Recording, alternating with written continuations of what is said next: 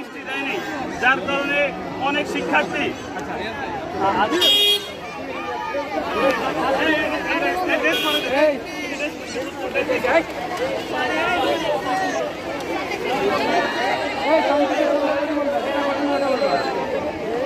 সামনে গত কয়েক বছর ধরে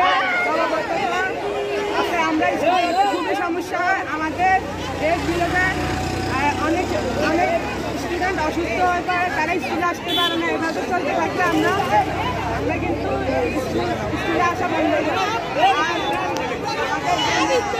স্কুলের পাশে কোনো ড্রেনেজ ব্যবস্থা নাই, আমাদের মাঠে পানি উঠে যায়, রাস্তায় পানি উঠে যায় এবং আমাদের ক্লাসরুমে পর্যন্ত পানি উঠে যায়। এখানে কোনো ড্রেনেজ ব্যবস্থা নাই। আমি সরকারের কাছে আবেদন করছি যাতে আমাদের স্কুলের সামনে এই জলাবদ্ধতা নিরসনের জন্য পদক্ষেপ নেয়, খুব দ্রুতগতি পদক্ষেপ।